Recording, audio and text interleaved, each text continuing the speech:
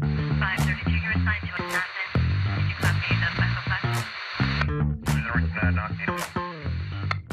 need a card for a parking problem.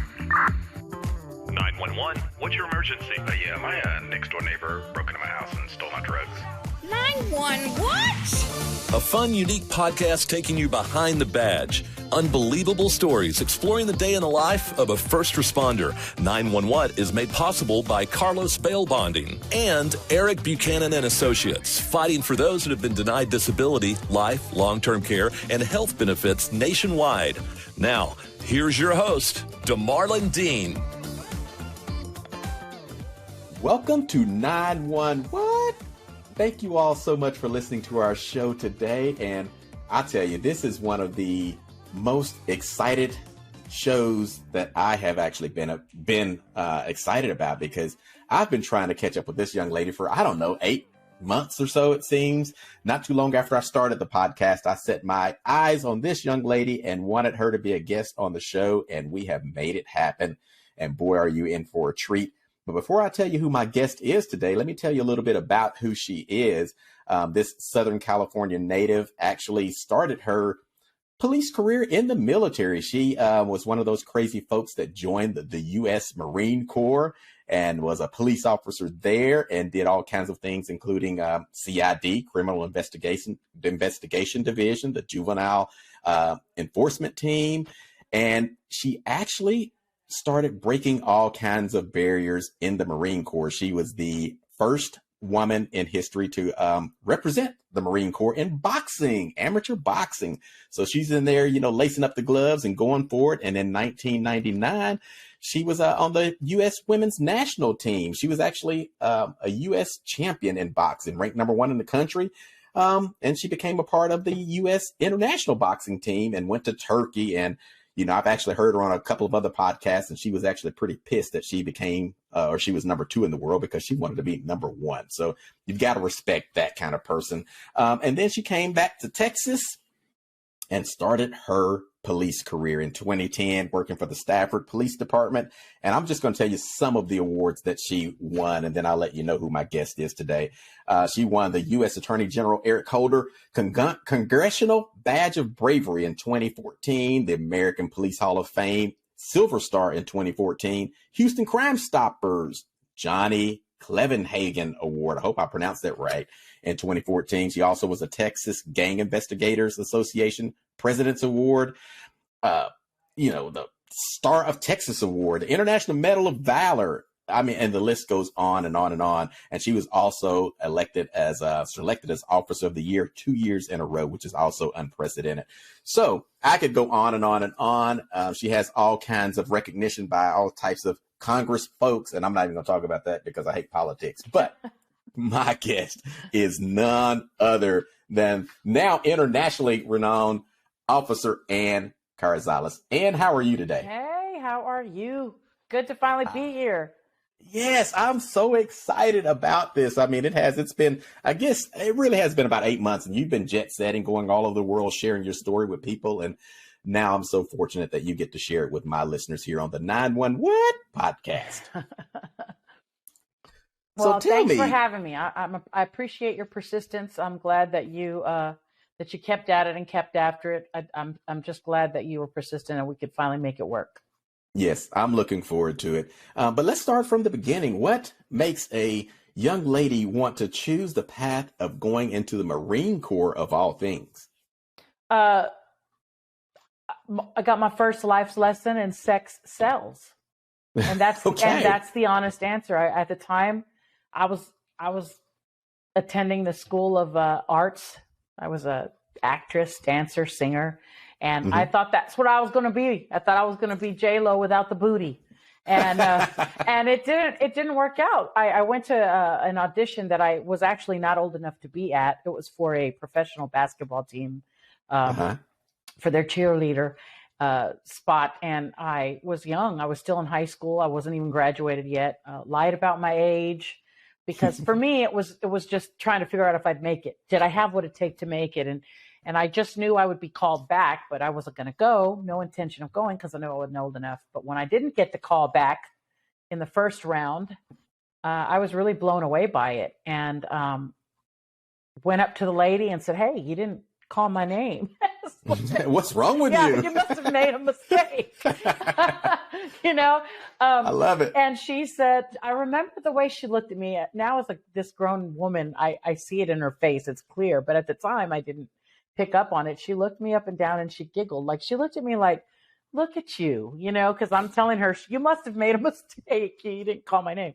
And she looked at me and she giggled and she said, no, I didn't. And I said, well, could you check again? And she checked and she said, no, you're not on here. And I remember she said, give it another couple years and come back. And at this time, I was a trained dancer, right? And so I didn't understand. I thought, I can tell I have more training than anyone here. So I didn't understand it. And then I look around and you realize that you really do look quite different from everyone else that's here. I looked different physically. I looked different in the way I was dressed. I wasn't a grown woman. I wasn't sexy. I wasn't sexual like that. And I remember thinking to myself, if that's what I got to do to get gigs, to get callbacks and to make it in this world of professional dance, then I want no part of it. And at the, looking back now, it was very dramatic, but I was being very over dramatic about it. But I realize now it was just not my path. My path was supposed to be this. And that was kind of the little life lesson that left a sour taste in my mouth. Sex sells and you don't have that right now. And that's what she meant by give it another couple of years and come back. Right. Come back when you get your grown woman clothes on. And so I didn't like it. So I said, well, fine, bump that. I'm not going to do that. I will do something different, equally as amazing, if not more. And so I got off the public transportation bus there in Rancho Cordova, California, which is a suburb of Sacramento, and looked over. And there was the Armed Forces recruiting station. Now, my daddy's an old crusty Marine Corps veteran and Army veteran, so he's dual service. Wow. Yep, served in Nam, and so he didn't really ever talk about the pride. It's different. Marines are a different breed. What I always heard about is his being a Marine. He just talked about that with a lot more pride in esprit de corps than he did about his Army career. And he always told me it was the hardest and they were the most elite fighting force. And so when I got off that bus in my pink biker shorts and pink sports bra, oh my goodness, hot pink. Wow. I walked on in there and said, let me take a peek. And all the recruiters came out to talk to this young girl that they were all eager to recruit, no doubt. And the Marine Corps recruiter didn't even talk to me. Man, so you were just all about challenges. I see a theme here. Yes. He walked by and he said hello and walked into his office. And I was like, oh, how dare you not try to recruit me? So I went in his office and I said, hey, aren't you supposed to try to recruit me? And he said, oh, you want to join the Marine Corps? And I said, well, I don't know. But aren't you supposed to try to recruit me? And he said, well, not a lot of women make it. That's all you needed. Yeah. So here I was, 18, signing on the dotted line and ready to go. Man. Yeah, I have so much respect for everyone in the military. I at one point I thought I was going to go that route. And I was the two extremes. I was either going to go Air Force because I wanted to be a pilot, or Marines because they had the best looking uniform. And I'm all about looking good. Yes. And you put a pair of dress blues on anybody. Yeah. Anybody. And and you'd be looking good. But you got to earn that. You got to earn that. Oh, absolutely. And there's no doubt about it. I don't think anyone would disagree that, of all the armed forces, just the armed forces in general, the Marines are the elite of that group. You become, they all have their. You become. Yes. I saw this woman Marine online say that. She said, you join the Army, you join the Navy, you join the Air Force, you become a Marine. And that is so true. So true. So what would you think as you look back on your early career as Marines? What do you think your biggest life lesson from that time, that period in your life was? I would say out of boot camp, I feel like I went into boot camp with an edge, and that, like I said, my daddy really prepared me for that life without realizing it, because he was not real happy when I told him I joined the Marine Corps. I bet. He was very worried for his daughter. But I was not I didn't have the culture shock, I guess, that most women and men feel when they go to boot camp. And so I would say that my biggest lesson coming out of boot camp was how much further you could push your body than you thought. I think that we all have this idea in our brain where we draw the line where we're comfortable to quit. Mm-hmm. Right. I'm tired. I need to stop. And when in reality, we can push so much farther past that. And it's incredible how much farther you can actually go past your level of tolerance that you could be, how hot you can get, how cold you can get, how sleep deprived you can be, how hungry you can be, how long you could be without food, how much time does it take to eat, right? All of these things. So I think that was my biggest lesson. Was we set these limits on ourselves that they're easily surpassable. Yeah, and it's all mental. It's a mental limit that you set on yourself. I mean, your body can do and go through and endure so much more than you think it can. And it's because your mind tells you, I can't do this. Mm-hmm. I think about, who is it? I share with my real gig is I'm a sales manager, and I share with my sales team, if I can get it out, about Roger Bannister. I ask, who is that? And everybody's like, I don't know. Well, he was the first man that broke the 4-minute mile. And until he broke the 4-minute mile, people thought it was impossible. Right. Well, once he did it, all of a sudden, everyone realized, wait a minute, this is possible. So, slowly but surely, more and more people started breaking the 4-minute mile. And now it's commonplace. It's all about that mindset. Mindset. David Goggins is an incredible example of this. All signs pointed to, there's no way this guy will ever be a SEAL. Right. And the limits that he's pushed, the limits that he's pushed beyond, he's pushed his body physically, he's pushed himself mentally. I mean, I have mad respect for that guy. I just know one day I'm going to meet that guy, because that man right there is proof of what you just said, the mindset of what I've always said about mindset. He's proof of that. My daddy used to always tell me, mind over matter, baby, mind over matter. And it's true.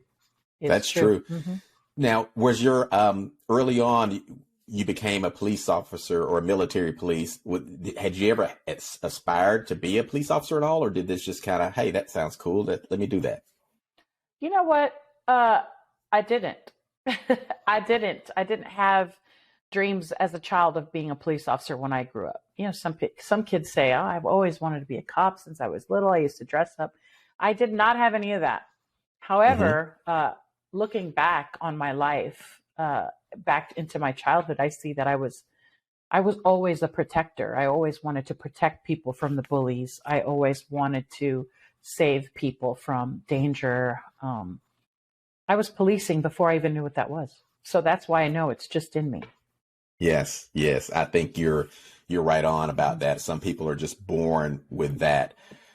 Let me tell you, you remember those safety patrols with the little orange thing across the safety patrol? Yes. I'm going to tell you something. I took that job seriously. Do not be walking too fast past Ann. Do not run. I saw you steal that pencil. You better put it back. I took that job seriously, safety patrol, with that orange. What would you call that? That orange thing that we would wear, sash. It goes around your waist, it goes across your chest, and if they were really fancy, you even had like this little badge or something. Yes. The good old days. Dean, please don't even get me started. My chest was beaming with pride when I wore that safety patrol orange. That is so awesome. That is so awesome, man. So now, how long were you an officer, and was that before you became a boxer in the Marine Corps? So every Marine goes into boot camp, and you have to graduate boot camp to even earn the title Marine. And then at that time, you're either assigned an MOS or if you signed up, your contract was so that you were able to pick your MOS, your military occupational specialty, basically your job, what you're going to do. Your job, yes. Mm-hmm. I signed a contract that secured my MOS right out the gate. And so for me, it was 5811, military police. So you have to learn to become a Marine first. You have to become a Marine and earn that title before you do anything else. Mm-hmm. And then you are taught your occupational specialty. So first I became a Marine and I learned everything that comes with becoming a Marine, right? And then after I graduated boot camp as an honor graduate, by the way. I hear you. There you go. I was meritoriously promoted out of boot camp and went to my first duty station, which was MP school, the police academy, if you will. Okay. And at the time, that was, and this is a long time ago, so anybody who's listening that knows this, and I say I went to Lackland Air Force Base for MP school, they're going to be like, "Ooh, that was a long time ago." So I went to Lackland Air Force Base, San Antonio, and I became a military police officer there. So cool. First comes Marine, then comes military police. But I was still young. I was still, just 18 years old. I just had, speaking of meritoriously promoted and all that stuff, episode 30 was my guest there was Patrick Schrum, and he did the same thing. He was an honor graduate in military police, and he actually served on Marine One. So he served under two presidents. He got to do that. So that was pretty cool. So just everybody make note of the caliber of folks that I have on my podcast here. I mean, this is awesome. You keep having Marines on, you're going to be okay there, Dean. I'll be all right. Well, where did the boxing come in then? I mean, because you took that to another level. It wasn't just, let me go in here and box. You actually, let me just say, you're a badass. I mean, you were kicking everybody's butt. I kind of do everything that way. Just if I'm going to do it, I want to be the best at it. And that's how my brain works. So I have always been, I love my daddy. My daddy is my hero. If there's ever one to be had in my life, there's been no one, nothing, no one, fiction or real life that has taught me more than that man about how, look at me, I'm already getting a lump in my throat, about how we have a choice in our lives to break a cycle of behavior that we're not proud of, Yeah. And, Dad, like I said, was a Vietnam vet. So he came back, messed up like a lot of them did, and not knowing what was going on with him.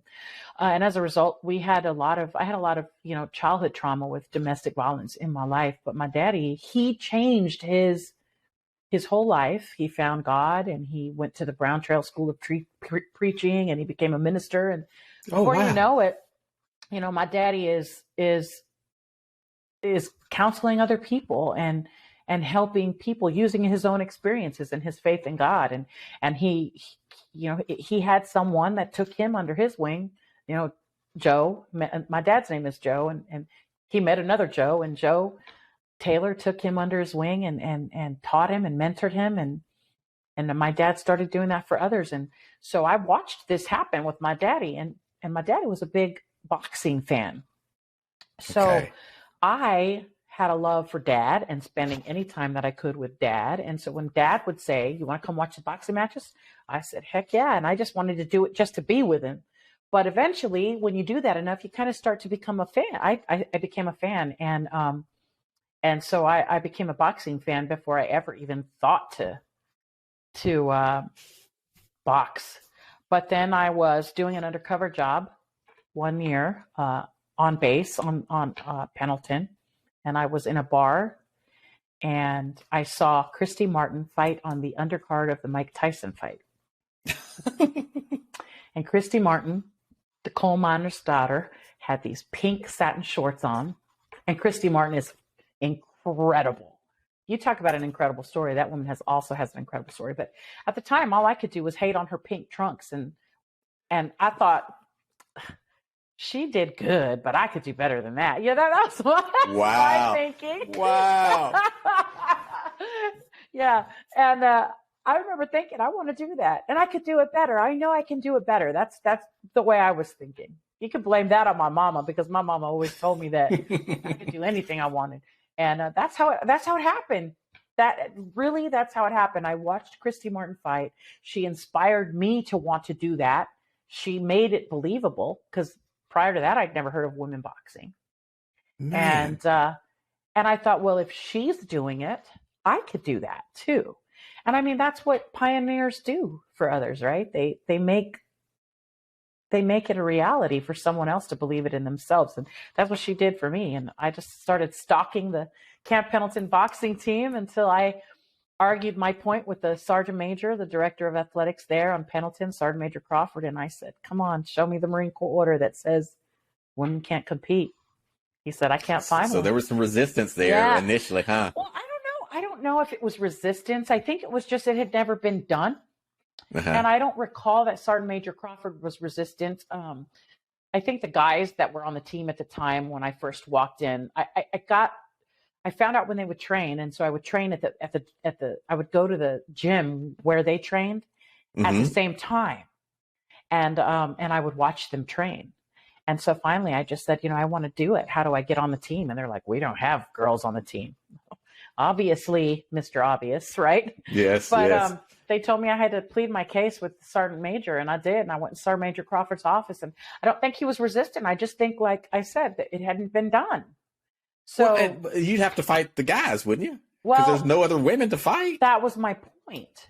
They were competing under the USA boxing sanctions, which the Olympic fighting happens sanctioned under the USA boxing, USA gymnastics, USA boxing, things like that.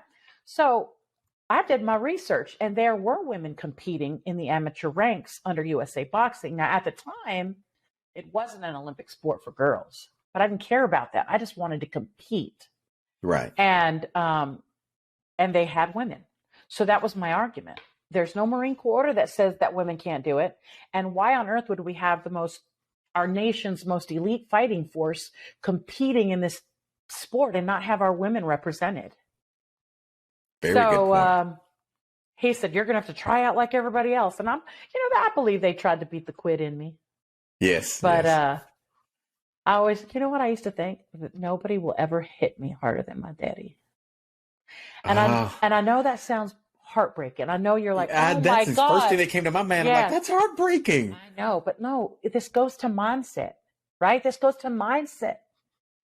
At this young age, I remember thinking to myself, because, my dad had this problem, but I had a lot of love for my dad.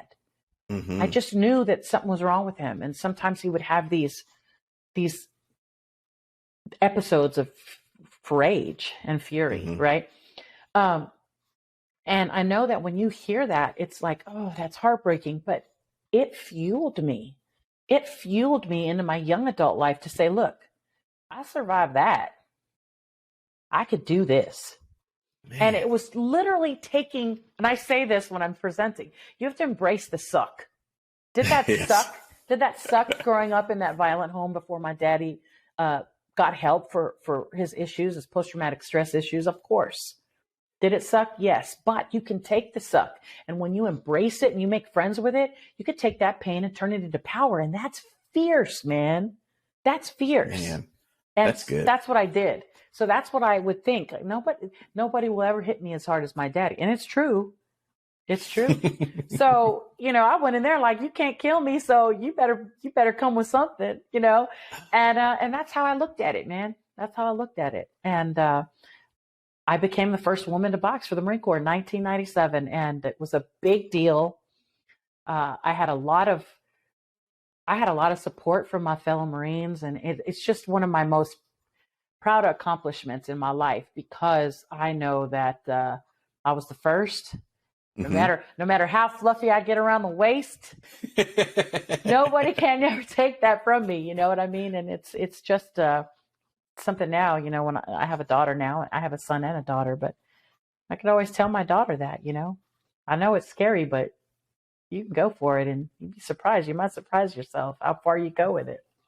Man, so you became that pioneer that others were for you, and now I'm assuming there's it's not maybe not commonplace, but there's probably women now that are boxing in the Marine Corps. Yes, there was a time when there was a lot of women actually boxing for the Marine Corps, and in fact, I was sworn in, inducted into the All Marine Hall of Fame in 2015. Man, And when I arrived there, it was the coolest, most coolest awkward feeling to walk into the hotel and check in for this big ceremony and to hear, one of the women say, "Oh, that's Ann." I was like, how's she know my name, right? But I forget, like there's a first. Of course they're going to know who the first one was, right? And did it make me feel old? Hell yeah. But well, it was cool. You made me feel old because I'd ask you what your handle was, and you're like, "What's that?" Well, back in the day, we had CBs in our cars that we communicated with each other with. You said handle, and I was like, I don't have any idea what the hell you're talking about. For our listeners out there, Dean, we got to tell them, Dean. Dean sends me this questionnaire, and I'm like, all right, I'll answer the questions. And one of the first questions is, what is my handle? And I was like, next. And then I texted one of my buddies that is still on the force. I says, do you guys use CBs anymore? He goes, no, we have laptops. I said, how do y'all communicate with one another, with your fellow officers when you're just wanting to do? We have a radio, but not. That's with dispatch, right? You have a call sign. I didn't know if that. I didn't even think maybe that's what you meant. No. See, the radio goes through dispatch, or everybody hears it. We had CBs, so like if you're on your little team, you'd be like, hey. My well, I can't tell you no, actually my handle was Beagle. So they'd be like, "Hey Beagle, I'm over here on such and such street. Come on over here. I got this guy that's ducking behind here. I want you to go here." So we just all would communicate with each other and be maneuvering and stuff, and you wouldn't have to go through dispatch unless you actually needed to. You need to. No. When you got out with somebody, then you would go ahead and get dispatched. But you'd be like, "Hey man, meet me over here. We're gonna go to dinner or go eat or whatever." You just communicated with each other. It was just fun. Things now, they're called cell phones, Dean. No. But that's one-on-one. See, I could tell the whole team. See, I hear you. I hear you. Hey, everybody, I'm going to be over here at 2300 such and such. Y'all come on over here. I think the closest thing to that would be like a channel 3 or a back channel, but dispatch hears that too. See, but y'all could see. Look at all the fun you missed out on. I know, you ain't even kidding. Because I want to know what my handle would be. Because you're just Beagle, so obviously you'd be sniffing out the dope. Sort of. I'm working on getting my chief. He's my FTO, Bobby Dodd. This is a call out to you once more because he's actually the one that gave me my handle. So it's not. You would think it was something cool like that, but it really wasn't. It's because I did something stupid, and I'm gonna have to get him to tell the stories. Chief Dodd, you got to come tell on Dean. You got to come. You got to come tell the story. No, we didn't have a handle. I didn't have a handle. I don't even until now. I did not even know what that was. So I don't even know, what did I write on there. I have no idea. I have no idea. I think that's what you wrote on there. So I'm gonna have to take that question off. It's too dated. It is dated. Yeah, you need to change the That's so funny. Change the carpet to hardwood. Hardwood floors. I guess so. Oh, that's funny. Well, man, I could spend all day just talking about some of this really, really cool stuff that you've done. I really can, because you've really done a lot, and a lot of that goes to some of the things that we're going to be talking about later. Because now, part of your career is you're traveling around the country, showing people how they can overcome tremendous odds and do things that they probably thought that they couldn't get through. And it's all based on your experiences that, being shot, which we'll talk about that some more in the second half of this show, an incredible story of survival there. But it wasn't just that. You had so many things that led up to that and prepared you for that. So, wow. Yeah, well, I'll definitely say you touched on the two main things, the boxing and the Marine Corps career. Because, there's a saying in law enforcement, when the shit hits the fan, or I don't know if I'm allowed to say that word. Yeah. Oh yeah, absolutely. When the shit hit flyeth, if you will, you're going to fall to the highest level of your training, or you're going to rise to the highest level of your training. And that's really true. It's really going to depend on what you know, like the back of your own hand. What do you know that you can do without thinking about it? You could do it in your sleep. And for me, that's the fork I know, fighting, competing, military training, that was ingrained in me. And so coming into a civilian police career, I had just come back into it in 2010, and had my first shooting in 2012, and then my second shooting in 2013. So what do I, at that point, have the most experience with? My military career, my fight career, That's true. And yes, I do now travel all over the country and tell this story, and I provide training because I feel like I have a duty to do that. There's not a whole lot of police officers out there who in their career will have to go through some of these things that me and a select few others have gone through. And it's becoming more and more, right? Unfortunately, yes. Right. But it really I feel like I have a duty to share it. It reminds me of a time I was about to fight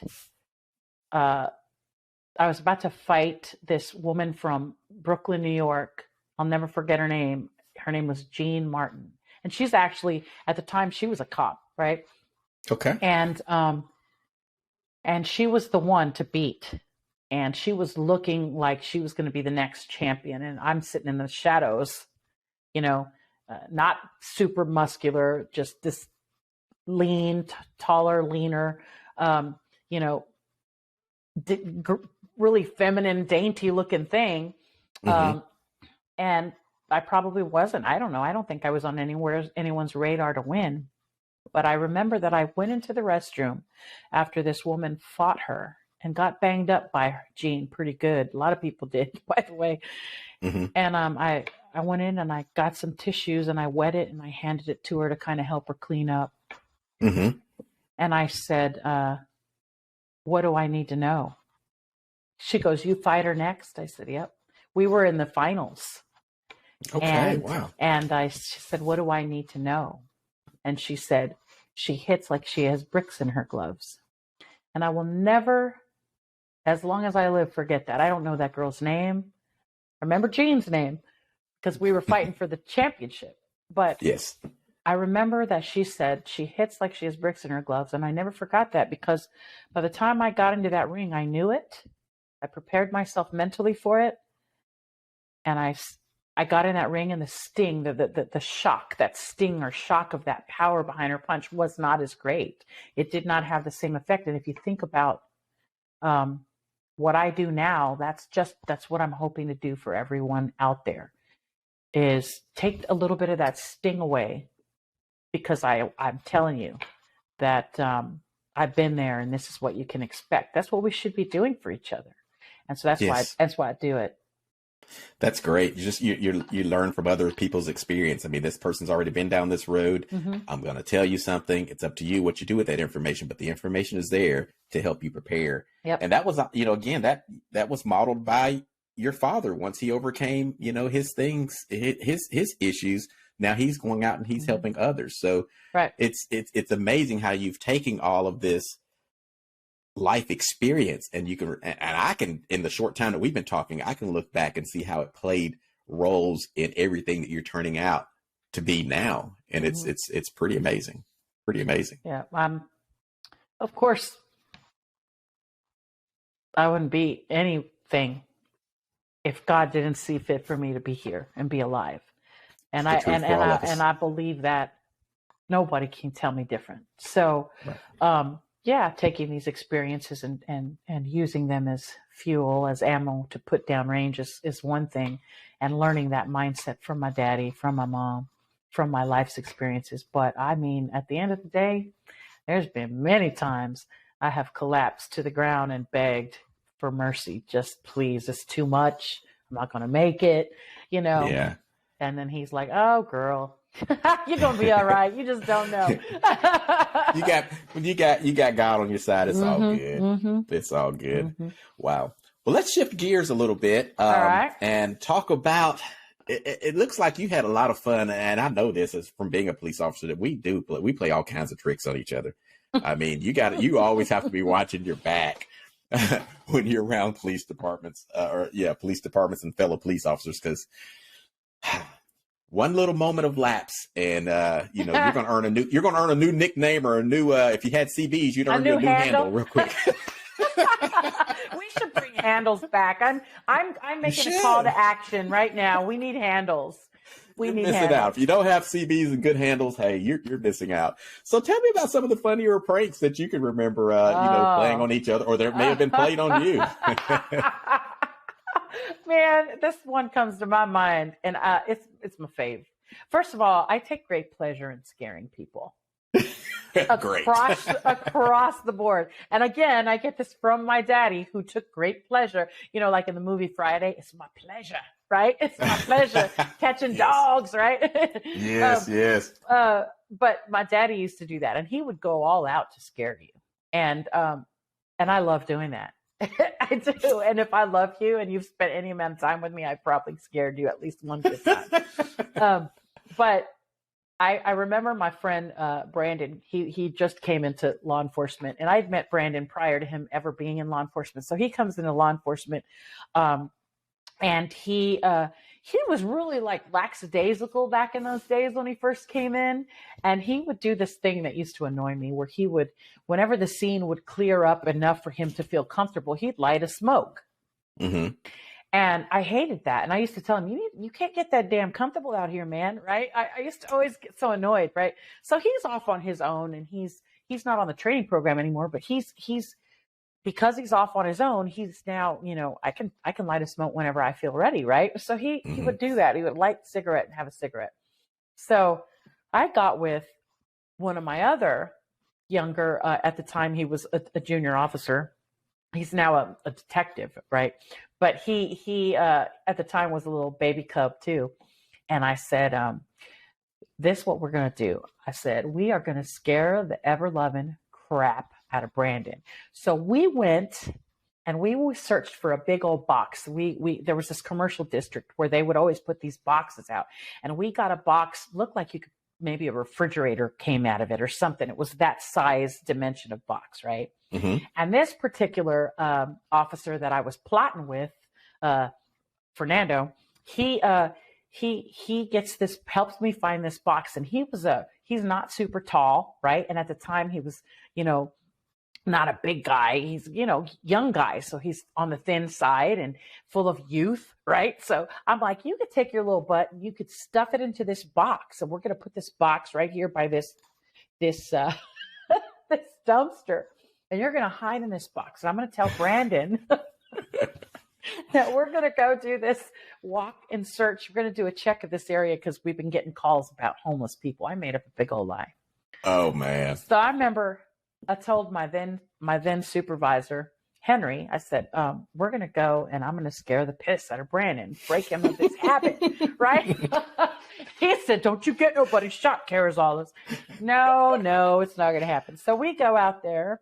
I say, hey, Brandon, you and me are going to go check this area, blah, blah, blah. He's like, okay, so meet me out there. So I call him on the police radio. With no handle. and we meet out there. And I said, you search that side, we go this side. So we go search it. And sure as shit, he lights a cigarette once he felt like we were done, right? So he lights a cigarette up. And he's diddy bopping, and we're talking about his wife, and his wife was, I believe she was about to have a baby or had just had a baby.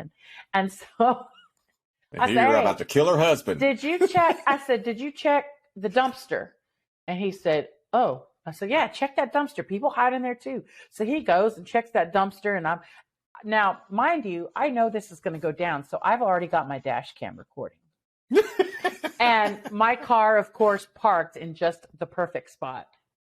And as I was walking back toward my car, I said, check that dumpster. Now, Fernando was not in the dumpster. He was in the box next to the dumpster. So I get back to my car and I turn around and I said, don't forget that box right there. So he goes to reach for the box to open it from the top and look in. And Fernando, of course, jumps out. And I cannot even recreate the noise that came out of that man's mouth. But I know that he turned around and he goes, "You fucking bitch." Because, of course, I'm laughing my butt off. And I remember that he puts his arm up like this and he goes, "Look." And Brandon has really hairy arms, and every hair was like standing at attention. And he had goosebumps so big, like the size of Texas. It was just hilarious. Me, Fernando, and Brandon back there in this dark alley looking area of a business, just laughing our butts off. And I mean, those are the times, right? That they stay with you. You never forget them. That's hilarious. But yeah, I was known to prank my partners and, don't let me find out, Aaron, that you're scared of snakes because I'm going to get you. You're talking about a big, tough, that's the guy you want on your side if you have to go hands on. Mm-hmm. Talks like this, right? I mean, just intimidating in every way, but don't let Aaron believe there might be a snake down there by his feet because he will jump and turn and pirouette like a ballerina on crack. Surely you never did anything like that to him, would you? No, never that. Never that. Yeah, no. I had good times, man, like anybody else. Like you said, great. I have some really great memories. So to be loved by Ann is to be scared by Ann. Yes. I just scared my daughter the other day, and she tossed a bottle that she had, a bottle of juice that she took to work, and her coworkers ended up going to eat crawfish for chow, so she didn't eat her lunch, and she still had her juice. So when she got out of the car, I went into the garage and hid. Because I know I'll wait there for 30 minutes if I have to make it real good. But I heard her coming, and I saw her on the Life 360. I heard her coming too. The garage door. I went in there and I hid. And she happened to have that juice bottle in her hand. And I scared her, and she chucked it at me, and it popped me in the nose and gave me a nosebleed. Oh, so you got a little payback. That was the first time. All these years I've been doing this, and that was the first time I ever got nailed. But it was worth the nosebleed because I did scare the piss out of her. So I still won on that one. That's so funny. So, now those are the video. You need to send me all of those videos, and I'm gonna put them on my TikTok, and that's how I'm gonna grow my TikTok followers. I know. You would think I would record it, but I just get so in the moment, and I just want to enjoy watching that. It's great. I love it. Do you like scaring people, Teen? Everybody likes scaring people. Come on. I don't. I don't think. Well, I never. Well, I say I don't, but like Halloween, yes. I remember one time for Halloween, I dressed up as a fireman, but I made it look like I was. Well, that's scary. Not real. Yeah, that is being a fireman, and I was really still, and people couldn't tell if it was real or not. And so, of course, when they got close enough, I'd jump out, and they would be like, "Oh, yeah, whatever." But no, I don't make it a point of just going around scaring people. I'm so good at it. Well, you also make it a point of finding people in precarious situations having sex and whatnot. Do you ever scare any of those guys? Not just me. Not just me. No, it was just you. Every cop. You make it sound like I'm some creeperton. Are. You're going around creeping on folks. I mean, I only found a few people every now and then. Now you found them all the time. You were creeping on them and throwing snakes in the car and all kinds of stuff. Yeah, I'll give them like 5 seconds.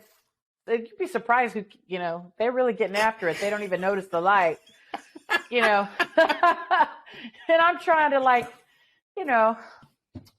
give you a minute to see, but they don't see me. And so I'll go, "Hey, that's funny." There's nothing more vulnerable than getting scared, right, by somebody or something. But to be naked and getting scared, that's a whole other level. Yes, it is. That should be another TV show, reality show, Naked and Afraid, getting caught by the cops. Oh, my gosh. No. So now we also get, as a cop, you always get crazy excuses and whatnot. So if we combine the two, maybe it's people you've caught in the act for whatever reason. Have you had any just really crazy excuses or reasons that they've given you for doing what they were doing? Honestly, I have had them. Most people are just like, "We can't go to her house, so we can't go to mine." I'm like, "What are you doing?" Because they're not supposed to be together, probably. And usually when they're young, I don't tend to, when they're younger, I get it, right? Yes, It's yes. usually the adults that they're like our age. Yes. I'm 48, right? And they're like in their 40s or late 30s, and I'm going, what are you doing?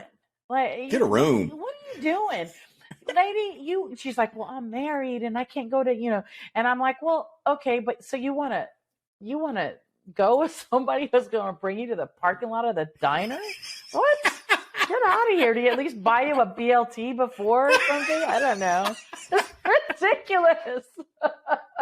Oh my goodness. It's ridiculous. But Oh, yeah, my they usually goodness. I can't even really think of a ridiculous excuse. Usually when people are just the gig is up, they're just like, you know what?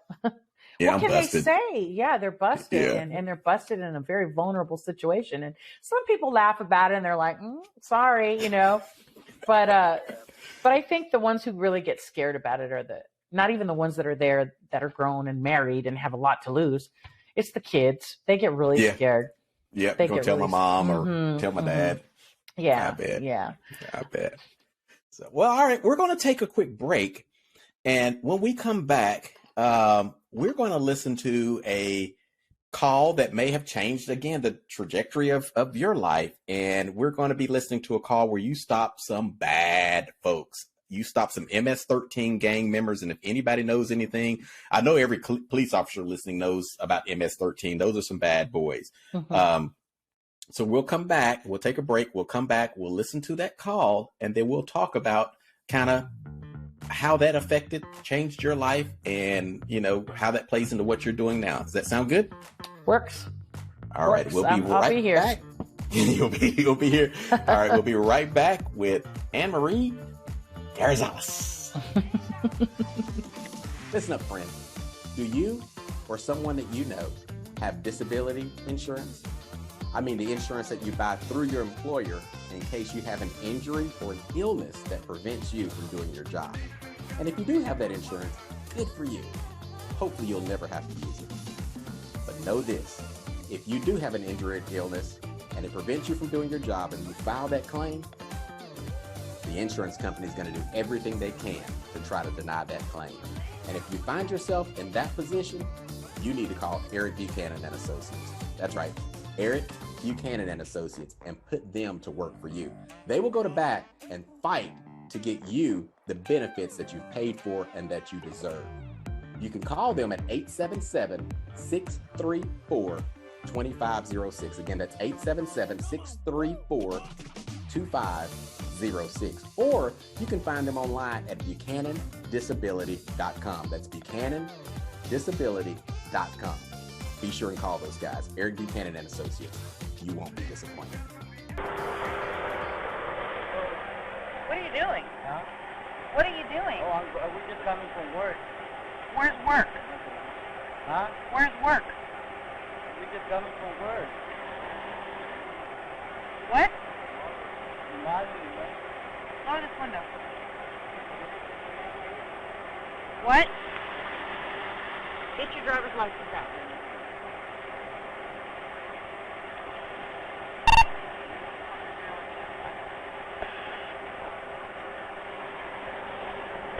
No, it's already on my route. I'm on Friday right now. What do you have?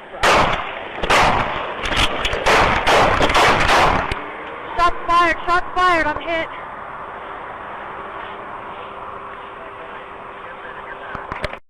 I know you've probably heard that a million times, but what goes through your mind when you hear that? Or set up the call. Go ahead and set up what was going on. And for those of you, if you couldn't hear it, I started when Officer Carrizales approached the car of the suspects, and you heard the interaction and you heard the shots fired. But there was a lot leading up to that and some intuition that you had going on. So kind of take us through that call and what goes through your mind when you hear that. The stop was mainly, it was more investigatory than traffic stop. I did have some minor traffic violations going on there, but it was more of I needed to see what was going on there. Is this car broken down? Because the car actually sat at a stop at a traffic light with its left blinker on, and it wasn't in the left turning lane. So as I was approaching it, that's the first thing that caught my eye, because as I'm trying to pass time, until Brandon can come back from the jail and we could go eat some chow. And so I see this going on, and what's the first thing you think is going to happen as a cop? And you see a guy with his left blinker on, but he's not in the left turning lane in the middle of the night. He's probably going to turn left from the wrong lane, right? And that's what I expected to see happen. I would be thinking of DUI. Right. Especially as the car stayed there through, I believe it was 2 go cycles, like the light cycles green, cycles red, cycles green, cycles red. And the car doesn't move. So there was a couple of things there that had caught my attention. Possibly, like you said, a drunk guy passed out at the light, car trouble, whatever the case may be, even a medical emergency, that it could possibly be that someone's having a medical problem and they're stalled at this light. So there was a lot of reasons there for me to make that contact. But as I passed the car, I could quickly rule out that nobody was passed out inside the car. And I decided to make contact with the car based on the fact that it had sat through a couple go cycles. There was cars that had to go around it to get through the light, as well as all of the other suspicious things that were going on there. So there were a lot of reasons for me to initiate the stop. And so that's what I did. Wow. So you initiate the stop. I think they pull into it kind of looks like, is it a trailer park? Yes. Okay. Yes, it's a trailer park. And, for all the years that I had been on with Stafford Police Department at that time, and, Stafford Police Department is a city, it's a small city it's not a huge agency, but it borders Houston, Harris County. So Stafford, Fort Bend County, right next to Houston, Harris County. Very, very close, our jurisdictional lines. And we get a lot of the when I worked there, we got a lot of the trickle down from Houston. People would come based on where we were located geographically. We had a lot of different ways to get in and out of Houston. And so what we saw was a lot of that trickle down, people coming into our city, having commit all these crimes, which is what these guys had been doing. They'd been out on a robbery spree that night, and also murdered a young man a few weeks prior to that traffic stop that night during a botched armed robbery. 2 of those MS-13 gang members were in this country illegally, and one of those 2 had been deported twice before and re-entered the country. So, there's a whole list of reasons why they wanted nothing to do with police contact at that time. And they had just come off the freeway, come into the city, and that's where they stopped, at that stoplight. It's not far from the highway. When I had observed that all of these things going on from the car, I decided to initiate the contact. And so I did that, and they ended up pulling into this trailer park where we didn't really have a lot of problems out of this trailer park. People work hard all day, come home in the evening. I think at most we would get, maybe every once in a while, a burglary to a motor vehicle, usually not committed by somebody who lived there. But just to kind of give you an idea, this wasn't a trouble spot for us necessarily.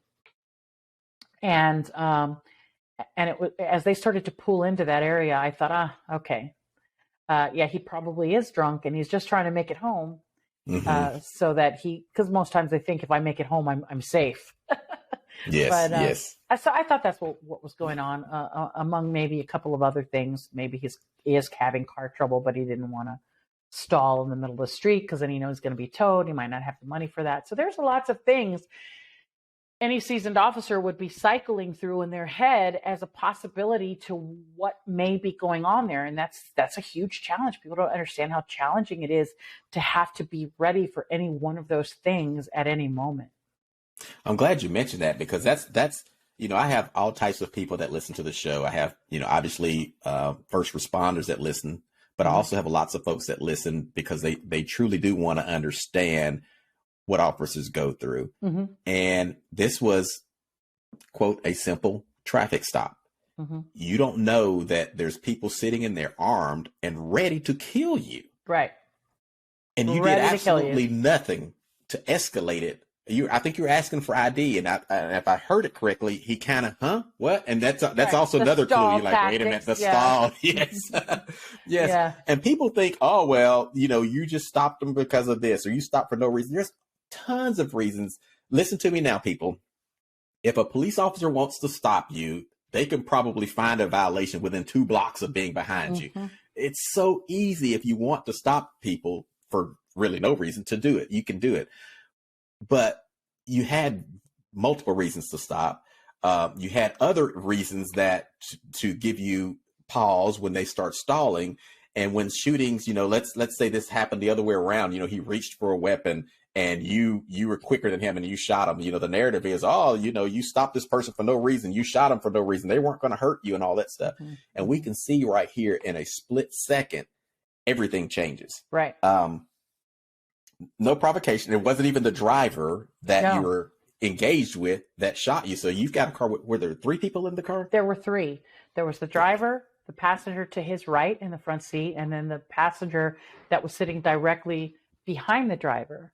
So I make my approach on the driver's side. I initially anticipated making a passenger side approach, and you can actually see on the dash cam that I even angle my camera to that right a little bit more because that's what I thought I was going to do.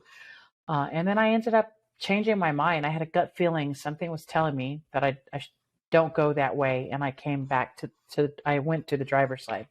But it was actually the front seat passenger that whipped around and pushed his way into the back seat area and out that rear window, passenger window behind the driver. So there's a lot of movement in the car that led up to it, but it happened literally so fast I didn't see any of it. Yeah. And where were you struck? So the first bullet strikes me here in the left cheekbone area. And okay. First of all, I have an amazing surgeon that put Humpty Dumpty back together again. So he, Dr. Rose, shameless plug, he put me back together. But the bullet enters here in my left cheekbone, travels through my face, and it exits here, just below my left earlobe at the jawline. Uh-huh.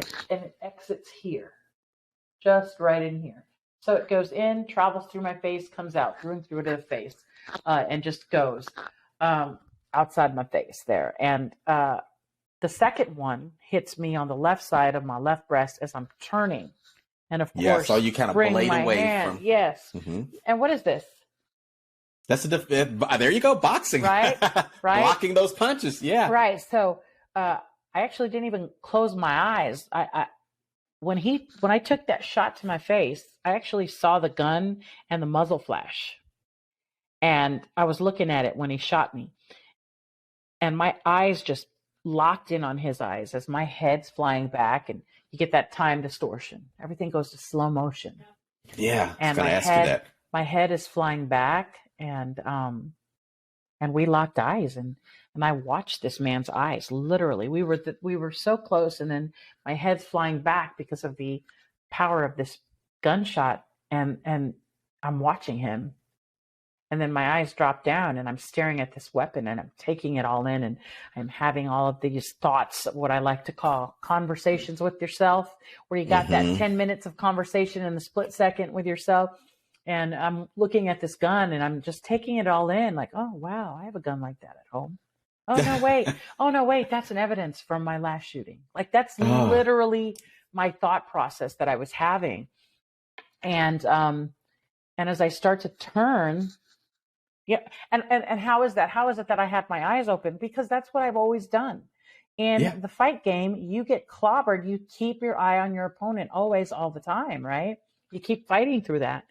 And so that's the same concept. A lot of times people, when they ask me, like, how could you be calm? How could you pursue after that? And I say it's not really much different. The stress effects that my body felt in that moment were not much different than the stress effects that my body's felt in the ring time and time again when I'm fighting for my win. Absolutely. Right? Obviously, getting shot's different than getting punched, but the stress effects of that, everything that happens inside your body with your nervous system and your heart rate and everything that goes with that, isn't much different. Yeah, and in fact, it is very, very similar, and that is what allowed you to remain calm and stay in the fight, so to speak, because your body had been trained to not necessarily take bullets, but take trauma, take punches, take pain, and assess. Because I want you to share. I heard again on. I'll give Mr. Sean Larkin a plug. He has a great podcast called Cocktails and Cocktails, and I first heard your story there. Mm-hmm. And I believe it was there where I heard you talk about you assessing yourself, Right. your injuries. I think you returned fire. Yep. And then you assessed your injuries before you literally got in your car and chased these people down after being shot twice. Mm-hmm. Yes. I did a self-assessment check on myself. I did this with my fingers, just like this. I took my tongue and ran it across my teeth all the way around a couple times to check. I didn't know what I was dealing with. It just knew that my entire face felt like it was broken. And the teeth were there. I had my fine motor skills about me. For those of you that are listening and not watching, she's taking her fingers and tapping, going through her fingers, tapping her first, second, third finger all to her thumb, back and forth. Each fingertip touches the thumb, and I go forward and backward with each fingertip touching the thumb. And these are things I did in the ring. When I would get my clock cleaned and I couldn't see, but I could hear, or I couldn't hear, but I can see, or I don't feel my legs because, you're pretty much knocked out on your feet, right? Yeah. That's a feeling that, I'm familiar with. And, that girl was right. Jean did hit like she had bricks in her gloves, So I've been there before, and I'm literally not, it wasn't as scary. Look, I'm not trying to say I wasn't scared. I was shot in the grill. Yes. Right. Yes. I realize I'm in trouble here. Yes. What I'm saying is I've been here before. Yeah. I've been here before. And so I just did what I would always do. I would check myself in the ring. And that's what I was doing with my fingers, checking for my fine motor skills, checking for my teeth, because if my teeth were in place, that means they weren't lodged in my airway. So I knew I could breathe with no obstruction, and I could talk. I start to do this. We see fighters do that all the time. They take their jaw and they move it around. Yeah. They're getting a feel they're getting that face stretched out, ready. And if they've been punched hard enough, it will get numb. You'll feel tingling, and you just kind of getting yourself back in tune with your body. It's like a little zap, right?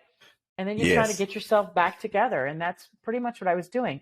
I immediately, all simultaneously start doing the deep breathing, just like I would do in between each round, right? You get 1 minute in between every round to get yourself back to as close to resting as possible in terms of where your heart rate is. So you get out there and fight fresh. And it was just automatic. That's what I did. I checked myself and I knew I'm still in this. And here's the thing, cops hear about this all the time. Stay in the fight, stay in the fight, stay in the fight. Yes.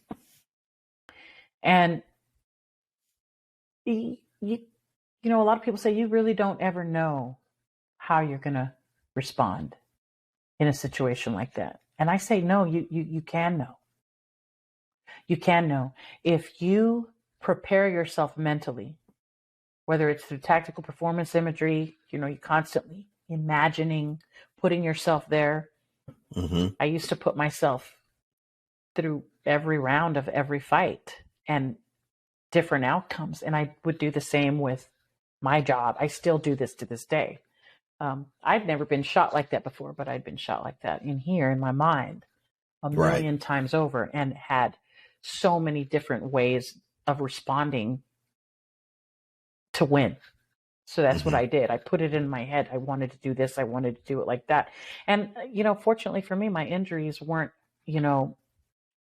putting me in a situation where I felt like I was going to pass out. That's what the self-assessment check was for. I need to make sure I'm still good to go. I can still fight. And if anything taught me critical thinking, it's that fight career. Critical thinking, persistence under fire, fighting through pain, fighting through your legs feeling like they want to give out, fighting through being tired. I've been there before, and it's, like I said before, it's really not that different. The way that I was feeling outside of the excruciating pain of a bullet, right?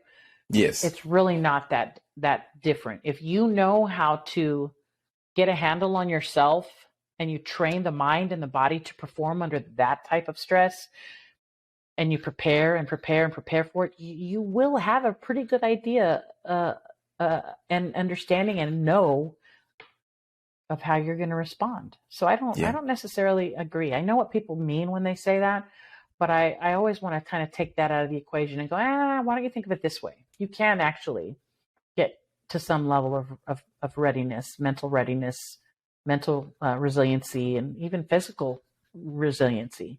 The body can handle a lot of pain. I mean, ask any mom. For sure. You know what I mean? So. And frankly, that's why a lot of training is what it is. It's not always pretty, especially when you're in the military. It's not always pretty to get maybe called some of the things that you're called, which now I've got a son that just went through about a year and a half ago, and it's changed dramatically from when you went through the military. And I'm not saying that that's all bad, but there was a reason for some of the stuff that was going on. There was a reason to be, beat to where you felt like you weren't going to survive, because they knew that you could survive. Right. And it prepared you for when you're in some other country and you're behind enemy lines and you're captured, or you're in a dogfight for your life, or prepares you when you're in the streets and you're getting shot by someone from MS-13. There's reasons for all of that. And if you haven't been there before, if you haven't prepared for it, the only thing you know to do is what you've been seeing on TV. I'm shot. I need to lay here and I need to die unless somebody gets here quick enough to. Right. Because that's what a lot of people's point of reference is. Hollywood. Exactly. Right. I remember when I got into the patrol car and looked into the rearview mirror after I did the self-assessment check, I looked into the rearview mirror, because I'm still a chick. I need to see my face. Well, what did you see? What did you think when you looked in the mirror and saw yourself? I was shocked at how not gory it was, at how, I guess I expected, because I knew how it felt. It felt like my face was broken and it was probably going to be jaw hanging off. That's how it felt. Although once I started talking on the radio, shots fired, I'm hit. I'm like, okay, I can talk. My jaw's working. Talk, right. So when I got in the car and I looked, I saw this big gaping hole right here, just staring at me. It was just a big open gunshot wound. And I was struck by how much blood that there wasn't. Right. Because you imagine you get shot in the face and you have visions of like blood and gore. And for some people, depending on the way the bullet strikes, yeah. But for me, the angle that I was standing and the angle at which the bullet hits, that bullet essentially just kind of cauterized my face as it went through. And so basically skimmed around your skull. Right, my bone, around that orbital bone. The path that bullet needed to take to give me a shot in hell to stay in this fight, it is the path it took. And when I looked at it, it was an open hole. It had some blood, just very little blood coming down, and like a clear, I remember it was like a clear, shiny, oily looking stuff coming out of there, clear. Now I had a lot of bleeding from back here. My ear was hanging. I didn't see all that. It really didn't matter. 9mm. 9mm. And it really didn't matter that I didn't see this. I don't think it mattered. I think that at this point I looked, okay, wow. Because what you expect to see is what Hollywood has shown you. And it's just not that way, People don't just lay down and stop attacking you when you riddle them with bullets. Yeah. So, and then the bullet that went to your chest, obviously it missed your vest. No, it actually caught my vest. My vest caught that round. But again, it strikes me here. I don't know if you can the side. See it here. So it strikes me here on the left side. So the vest comes here, just underneath your arms. It kind of cuffs under your arms like a muscle shirt for anybody who's not familiar with a vest. And as the vest kind of goes down underneath the armpit area and off to the farthest edges of the vest, it's not even graded, depending on what level vest you're in. So that's the softest point of the vest, the most vulnerable, right? Yes. And when the bullet hits, it hits me, and I believe it kind of ricochets off that first panel of Kevlar, but when it bounces, there's no more vest there. Yeah. There's So, just and you. it is. It's just my titty, and it went right on in there into the side of my left titty, and I Oh, that's felt so it. funny. I felt it. I remember thinking, "Oh God!" I was like, "Oh God, my vest didn't catch that one," but in fact, it had. It had. So the bullet didn't stay in my body. It actually popped back out and stayed in the vest. Really? Yeah, yeah. How interesting is It that? is. It is. Well, that is an amazing story, and I think everyone can hear how all of this training, even a left hook or two from your dad, prepared you for this Yeah. moment. Hey, at the end of the day, it's crazy because my daddy, obviously my daddy will always, I think till he goes to the grave, bless his heart, will always feel guilty for that part of his life when he didn't have the knowledge and understanding of post-traumatic stress injury and what it was doing to him. None of them did, really. We Right. still don't have the awareness that we need to have, much less back then. So a lot of them, they self-medicated, and that's what he was doing. So you pile all of those things, and it's just a recipe for disaster. And he will always have this pain, knowing that the pain that he inflicted, on his family. But what I always tell him is, Daddy, I wouldn't change anything. I wouldn't change a damn thing. I wouldn't change anything. Wow. My dad had to claw his way out of that, which taught me about the value of doing the work, Mm-hmm. and that we have a choice. He would never have found God if everything was just great for him. Right. I don't know, but I have often been asked if I would change that, and hell no. Well, I can tell just from talking to you that I'm sure you've given him, you've released him from that and given him forgiveness. Oh yeah, my daddy, because I had a lot of love for my dad. Mm-hmm. So, I can tell. So my daddy loved on me and us, and he just had a problem, and even now, like I tell him, like, I wouldn't change it because it's made me who I am. And if we had it easier, or, maybe I wouldn't have been the woman that I was, prepared for this world in the way that I was, because I've had to, like most of us, everybody has a story, most of us have been through some stuff. I'm not the only shit creek survivor on the planet by any means. Absolutely. But I don't know that I would have been as resilient had I not had to go through what we went through with my daddy. And I don't know that I would value the hard times in life as much as I do now, because if everything was so easy, right? I think I value it because I see the value in it. Right. Right. Well, it certainly gives you an appreciation for the good times and the good things. And when you do have a little easier path in time, it gives you an appreciation because you certainly have a point of reference that, to know, hey, I know what tough is. I know what hard is, and this ain't it. Yeah. So. Well, I think that most of our, it's easy for us to see strength, I think, in other people, see vulnerability in them, and we see strength. But for some reason, we can't do that and turn that inward on ourselves. So I think sometimes our view of that, what your statement that you just made, I think our view of that can be skewed a little bit when it comes to ourselves. Right. And that's another reason I do what I do. I want people to know how much power there is to be found in getting comfortable in that vulnerability that we try to stifle away. It was one thing to survive what happened on the streets. That aftermath was a whole other piece of pie I had not prepared for. And that was the difference. I prepared to stare my enemy in the face. I prepared for every opponent I ever faced in the ring. I didn't know anything about this opponent that I was going to be facing, what I refer to as the fight after the fight. So I didn't prepare. And I know what I want to make sure that, because I knew that we couldn't get this under an hour because there's just so much to talk about.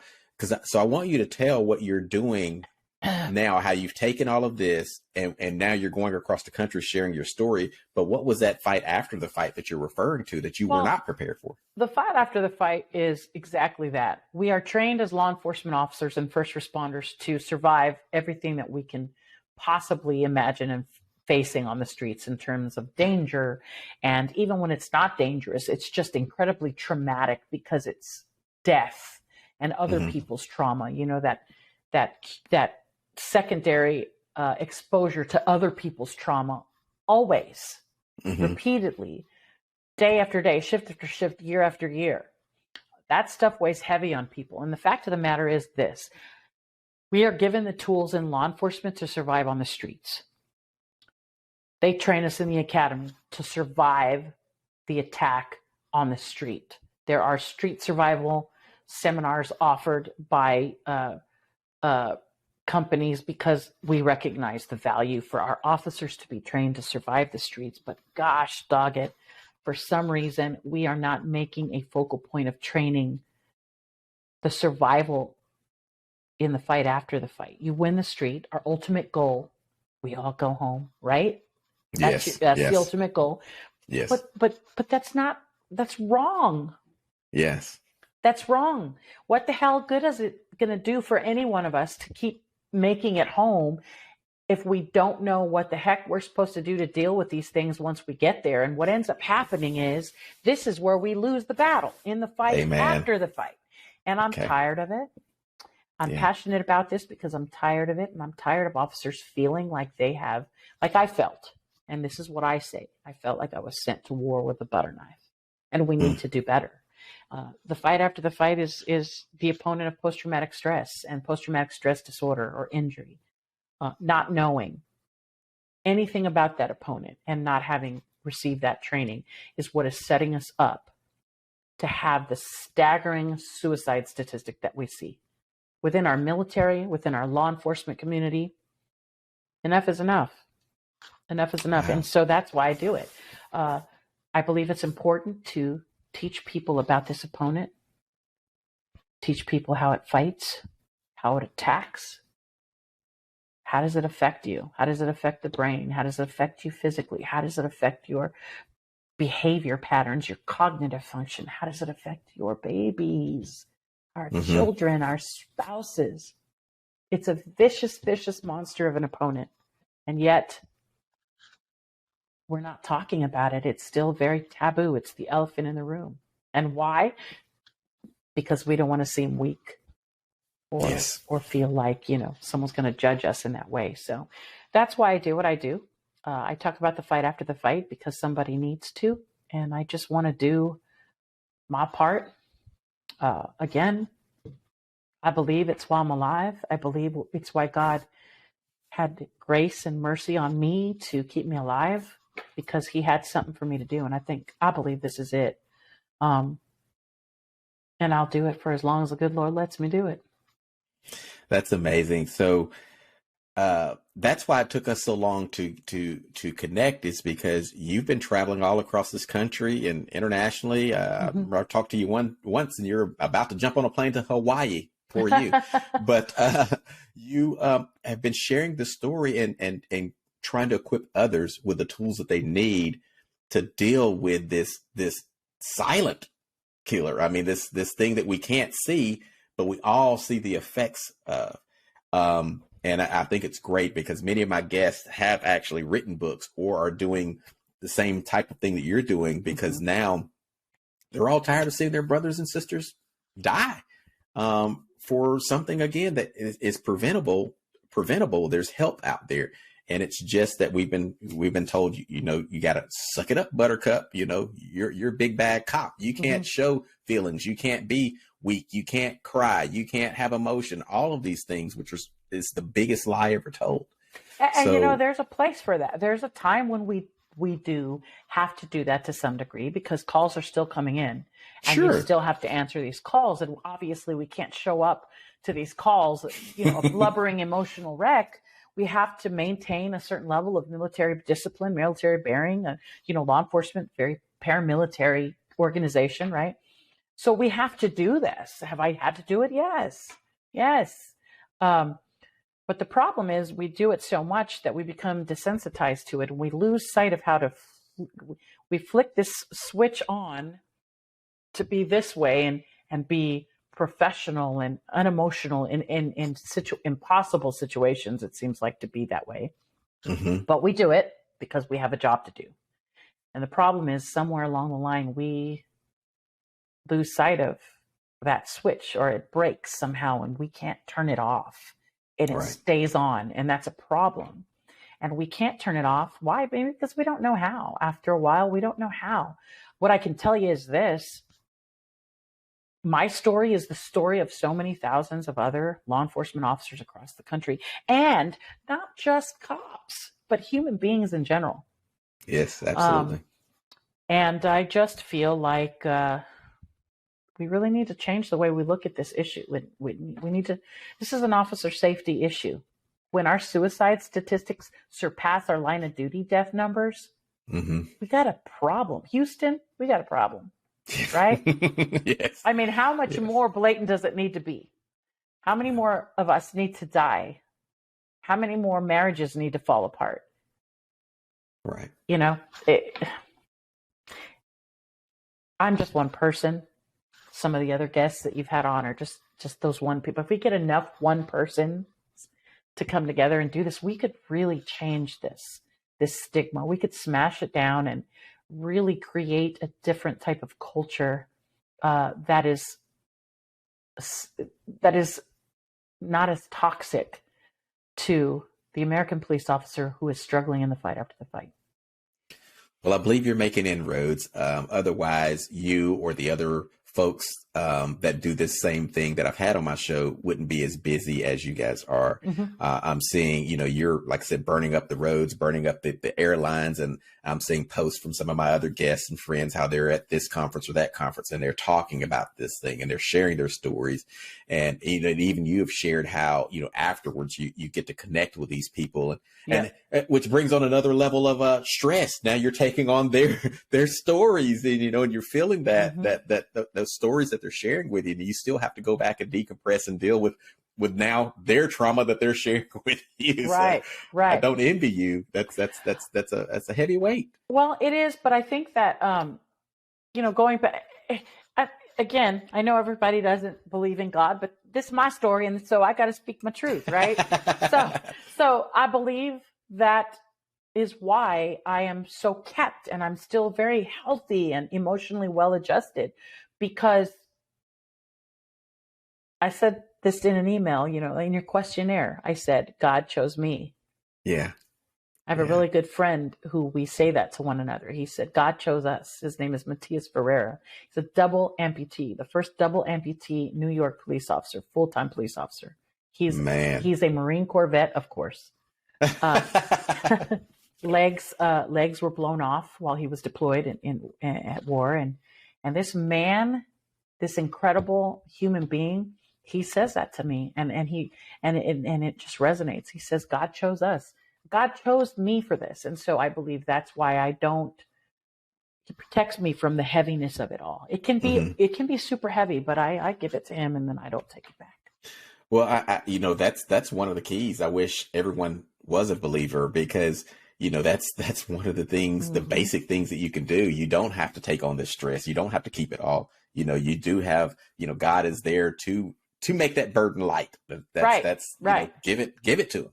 But we do have to choose to do that. But there certainly is. That's my hope is that if there are people out there who don't believe in God, hey, that's fine, to each their own. But I just hope that they will at least have something that they believe in that's bigger than themselves, that they can put hope, that they can find hope in, because at the end of the day, that's what it's about. It's about men and women getting to a point where they have lost all hope that they could ever come out of this misery, this darkness.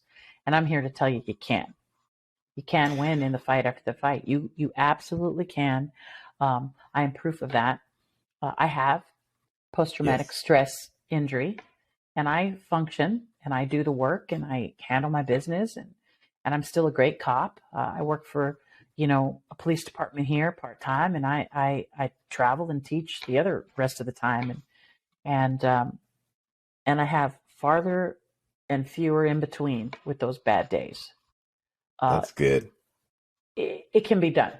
If I could beat it, then why not come and say, hey, like that girl did for me in the restroom all those years ago when she said she hits like she has bricks in her gloves. Yeah. It hits like it has bricks in its gloves. It doesn't fight fair. It's relentless in its attack on you and your family. And I get it. Yeah. I get it. But you can beat it for sure. That's so important because now when it happens, they know, you know what? I'm not alone. Mm-hmm. I was told, I was warned, and this is not some weird thing, and I'm not some wimp that I'm feeling this. So, right. Well, and then there's people like you that are bringing it out to the people by having people like me on. You're so, you're doing your part. So we just need more. And I'm grateful for it. Well, Ann Marie Carrizales, I've been working on it. I got to get the Hispanic pronunciation, but I'm not letting you leave. Okay. Without telling me about one of your most embarrassing moments on the job. So there's the thing, you're supposed to pat people down. You're supposed to search and do all this stuff, but you took it a little bit too far. I'm serious about my work, Dean. Oh, my goodness. Well, tell us about that. You took it a little far. So go ahead. No, I was thorough. I was being very thorough in my search because, people die. Law enforcement officers die because they did not do a thorough search. And I was being very thorough. And I just got a handful of what I thought might be something dangerous. I don't know. Maybe it could be. I have no idea. It might have been. I mean, and I grabbed hold and I said, what is this? With authority. With authority. I was like, what is this right here? And I didn't just like, what is this? I don't know. Can your viewers see me or whatever? I'll have a video version of it. It was it was like it wasn't just a, hey, what is this? Or what is this? I was like, what is this? So now everybody listening, you have to make sure you go to a YouTube or a website to see the video version of it. What is this? Well, he's like, it's my junk. My junk. What junk? And it's funny because it didn't immediately click when he said junk. I'm thinking paraphernalia, but what is this? And well, it was his junk. It was his junk. and so I don't just go like move on. I think it was a nervous response. I was embarrassed. Right? So I didn't just and move on with my search. I go, oh, okay. I gave him a good little pat. I'm sorry. Sorry. Oh my goodness. I'm a hot mess. I know. It's like, okay. That's hilarious. Sorry, That's my bad. Hilarious. Oh my gosh, there's probably tons of things that I've done that were embarrassing in the moment, but for some reason that one always stands out because I actually saw sometime later on a video on the internet out there where a man does this to another man. Same mistake. See, guys, it was an honest mistake. Anybody could do this. And another thorough officer was doing a search and did the same thing. And I don't know. I think he gets the win for more embarrassing. So he probably does. Yeah, I've never been that thorough, so that's okay. Yeah. Yeah. Well, I want to thank you so very, very much for coming on. I do want to give you an opportunity because I know we had a lot and I know there's a lot we wanted to get out, but I just want to make sure if there's anything else you'd like for my listeners to know or any last words you want to say before I close this up, you have at it. I just want to make sure. I just want them to feel free to connect with me on all the social media platforms. If you go to Twitter, if you go to LinkedIn, Facebook, Instagram, and you type in Officer Ann Marie Carrizales or Ann Carrizales, which you'll have the spelling of the name on your description, I'm sure. They can find me that way. I'll put those links in the show notes as well. They can find me there. They can connect with me. I'm always ready and willing to provide resources for you, offer an ear, be your battle buddy here in Texas, give you some peer support. I am peer trained, and I have a lot of connections all over the place where I can help you kind of get on track and just kind of develop a strategy for where it is you need to be going, what direction you need to go. Sometimes it's just easier to reach out to somebody that's not in your immediate bubble of where you work and people that you know. So I've been there. I get it. And if you need an ear and you want to reach out, you can find me on all those platforms, and just send me a message, and I will get back to you. There's a button that you can hit on Facebook where you can send me an email. There's lots of ways to connect. So if you didn't have somebody before you tuned into this podcast, you certainly have one now. You have a battle buddy in me, and in the true essence of you go, I go. I will certainly follow you into that darkness and extend a hand to kind of help pull you out. But you definitely got to take the first step. So just feel free to reach out. Awesome. Ann Marie Carrizales, thank you so much for joining me today. And as always, thank everyone for listening, and be sure to share this episode. I mean, I love for you to share all the episodes, but share this one in particular because I think it's just a ton of great information, some really good inspiration for those that may need it. Yeah. And be sure to like the episode, give us a 5-star rating or a 25-star rating, whatever the highest rating you can give us is. Just make sure you give us a great rating, follow us wherever you're listening so you'll know when the new episodes are coming out. And thank you so much for listening. Yep. And we'll see you next time with the 9-1 What podcast. Did you have something you wanted to say? I was going to say, don't forget to get on your CB and give Dean a shout out. His name is Beagle. Call Beagle. That's right. Give me a shout.